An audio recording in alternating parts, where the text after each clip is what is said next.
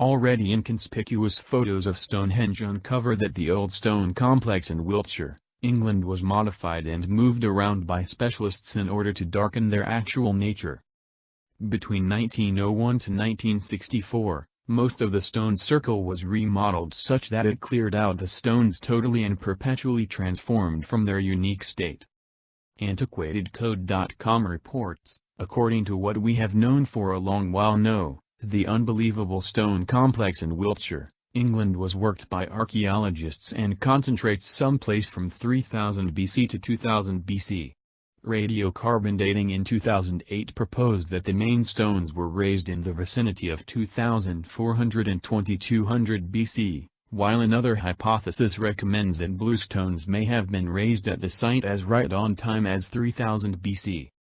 As per another investigation by archaeologists and geologists from the University College London, UCL, the stones of Stonehenge started in the Priestley Hills, Pembrokeshire, 225 kilometers from a standout amongst the most cryptic antiquated landmarks on the planet, Stonehenge. Even however analysts trusted the stones began from the Priestley Hills since around 1920, they never knew the correct area from where the stones were quarried from. Adding to the puzzle of how old humankind figured out how to transport the rocks, scientists are scrutinizing the age of the landmark. Antiquated individuals quarried the stones at some point between 3400 BC and 3200 BC, while the landmark was built, as indicated by standard researchers, around 2900 BC. This implies the old landmark could be in reality 500 years more established than already thought. However, while these subtle elements have become visible lately, many individuals are unconscious that Stonehenge as we see it today was in fact remade, a few times, and many pictures demonstrate that the standing stones we see today, in actuality goes back under 50 years. As noted complicatedly by indiemedia.org.uk, from 1901 to 1964, most of the stone circle was re-established in a progression of makeovers which have abandoned it, in the expressions of one paleologist, as a result of the 20th century legacy industry. Sadly, in all actuality the landmark we see today was remade as far back as 1901 when reclamation process caused extraordinary shock, however was once in a while alluded to in official manuals.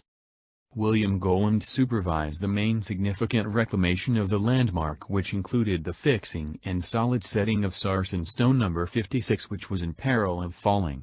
In fixing the stone he moved it about a large portion of a meter from its unique position. Amid the 1920 reclamation, William Hawley, who had uncovered close by Old Sarum, unearthed the base of 6 stones and the external jettison. Richard Atkinson, Stuart Piggott and John F. S. Stone re-uncovered a lot of Hawley's work in the 1950s and found the cut tomahawks and blades on the sarsen stones.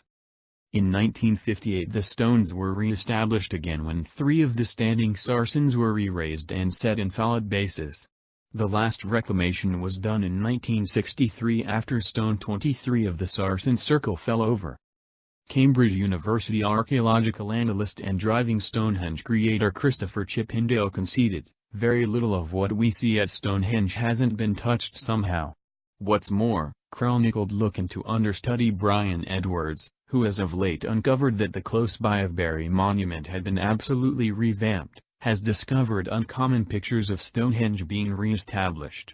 He stated, "It has been as though Stonehenge had been truly rinsed."